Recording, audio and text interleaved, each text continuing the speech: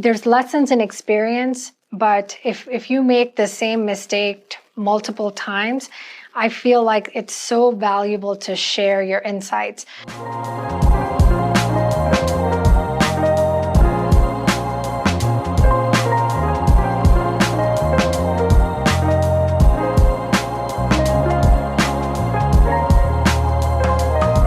Good morning. My name is Bobbie Shrivastav. I'm a CEO and co-founder of Docsmore. And what Docsmore is a solution for organizations to digitize their workflows. So it's a document generation and workflow engine allowing organizations to go paperless with their documents. Back in 2015, my husband and I created Docsmore because of a need that we were facing in the industry. So a couple of things. First was our daughter was 6 months old, and as new parents, we were inundated by documents galore, whether that's from our organizations wanting HR-related documents, whether that was doctor offices, whether that was the need that we saw with the organizations that we were seeing. So we had the idea back in 2015 of how cool would it be to create a solution that not only makes documents interactive, but you could also do workflow and e-signature, everything that document experience can be. So which led us to building a MVP of Docsmore back in 2016. So when we launched Docsmore back in 2015 is when we had the idea. We actually went live at the end of 2016. We were new to the startup world. So this was our first startup. Both my husband and I come from an IT industry. So we understand how to build technology solutions for corporate. We also know how to do product management, because that was one of my roles that I played in the corporate side of the house. But when we were going through our journey with Docsmore, if you see what we were doing back in 2016 to 2017, we were trying so much to find a good product market fit. And that was we were looking at nonprofits as an example. We were looking at small business. We actually launched with small business in mind, knowing that small business is this big industry and we had to start to pick silos. And we had a heart for nonprofits, so we started targeting nonprofits. So we pivoted market-wise to a lot of different audiences to see which one of these markets has a problem that we can solve. So I would say when I look back right now we're in 2020, and when I look at 2016 and 2017, the traction that we were getting was a lot of good marketing and a lot of good buzz around Docsmore with our local ecosystem. We won a couple of innovation awards just because our technology is very innovative in terms of solving problems. So BBB recognized us with an award. Same with the Chamber of Commerce in Winston-Salem, recognized with the most innovative company innovation award. So that was back in end of 2016, 2017. No, actually it was 2017 and 2018 when we received the awards. But because we were so B2C, which is business to consumer focused, it just takes a lot of time. So we were at one point 100 customers, and we felt so good that we went from 1 back in 2016 all the way to 100, but it was B2C. So that from an investment perspective was not material enough. It wasn't material enough as a startup owner to go full time with that. So though we had a lot of early success and a lot of buzz around Docsmore, with the B2C and where we were headed, we knew it was a long journey before we saw any true momentum. So I think our tougher times, some of the challenges that we had was earlier on. Now when we reflect back on it, instead of going after one vertical and then focusing on multiple verticals all at the same time. We should have really focused on one and learned that market and tried to penetrate it. And we should have, so when we talk about product market fit, when you think about Docsmore, that's what it didn't have. We had some really great customer validation. Customers were telling us we have a need, but we couldn't find a market, and we couldn't get that marketing and that sales language to really attract the customers as to why they would leave DocuSign or Adobe Sign to move into Docsmore, even though we have a superior product. So when you think about our challenges and our journey, we were trying very hard back in 2017, 2018 to really build momentum in terms of marketing. I think we were too early for marketing. So a lot of our marketing efforts focused on branding, which is awesome, but it didn't really move the needle when it came to penetrating the market. The second piece was sales. A lot of folks would tell us, like in the ecosystem, I can sell your product, I can sell your product. We're a B2C. It's very hard to build a very good commission process. We really needed a strong digital marketing angle, as well as penetrating to some B2B verticals. Those are some lessons that we have learned throughout our journey. And as entrepreneurs, when you start a company, you and your company become one. So a lot of our ecosystem partners still know me as Docsmore because that's my brand. That's who I represented in our even now, they recognize me because of Docsmore, even though I've moved on to another company.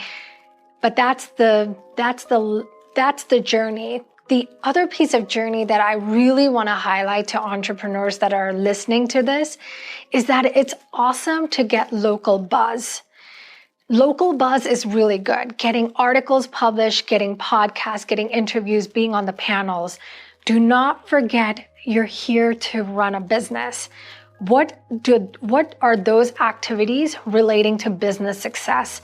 I felt like back in 2016, 2017, I fell into the hype of being an entrepreneur, and I was feeling so good and top of my game because everybody was like inviting me to panels, but it wasn't directly tying to my business outcome. I was getting invited to speak about my journey, which is awesome, but that did not help me with my business. I should have focused more on selling the product instead of talking about my entrepreneurship journey. There's got to be a balance. So you can't get stuck in this, we have this saying, like this whirlpool effect, where it's so good that, we're a part of this ecosystem. We feel good. We want to be hanging out with our founders. Don't forget, you have to run a business, because if that fails, you can't be an entrepreneur anymore. You have to go back and do something else. What I want to do now is I want to show you your video from the first Hustle Heroes, and then let me know what you think afterwards. Okay.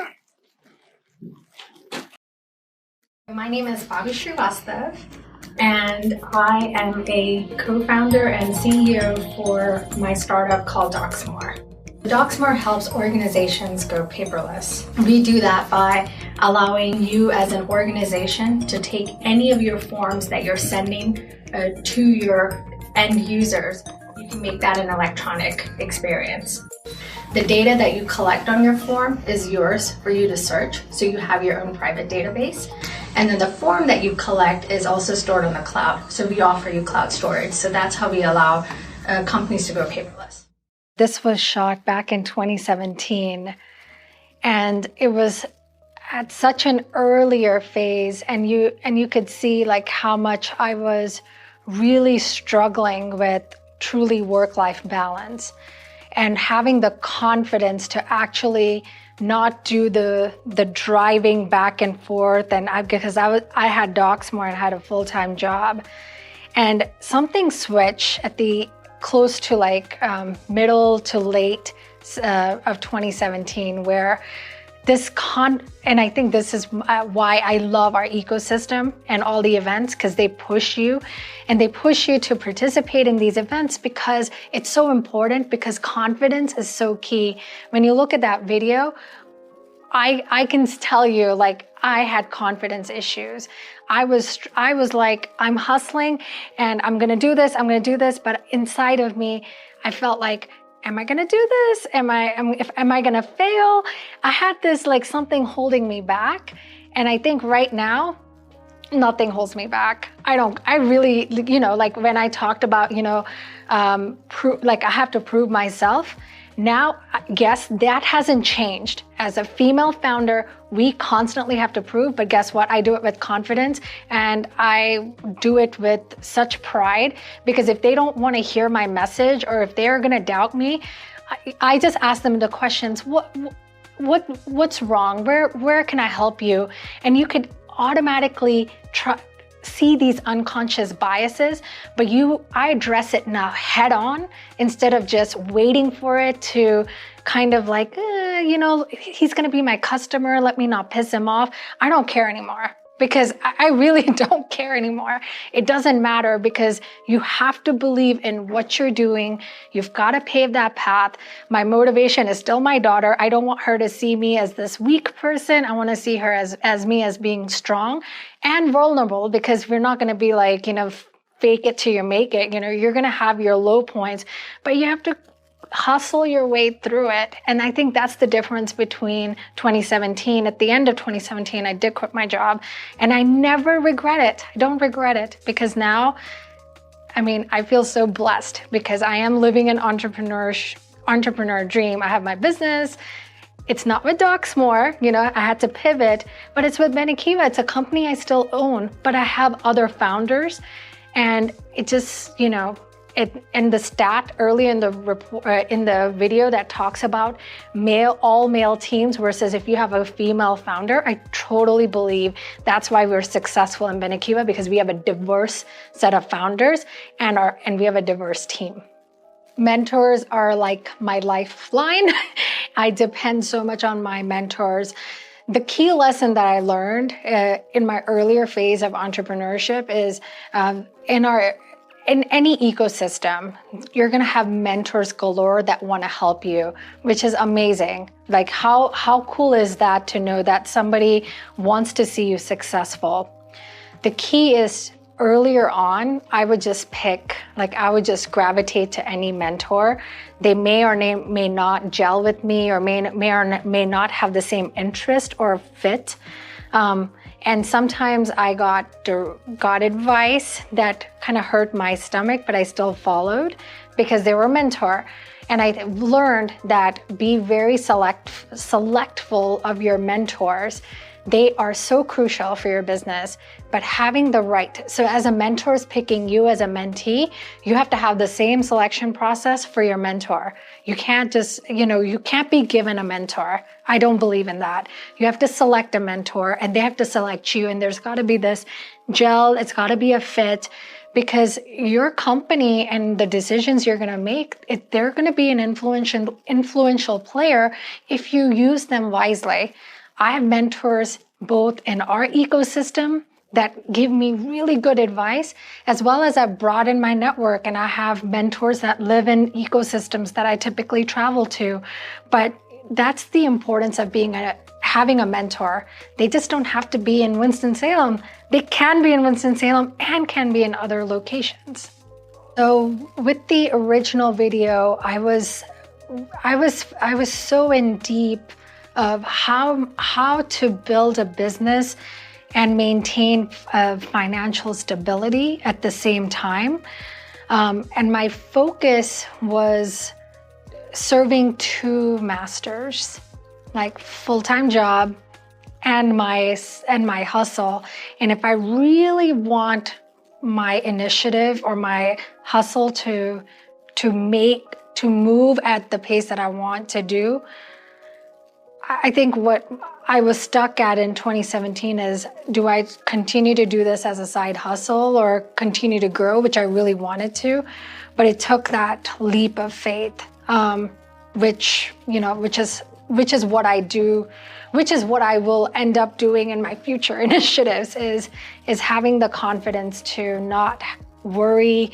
It's to have a good plan, but as well as in taking risks so that you can achieve them.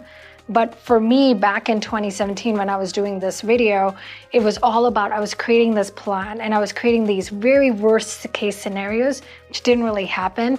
So I spent a lot of time planning for things that wouldn't happen instead of just focusing on forward momentum activities.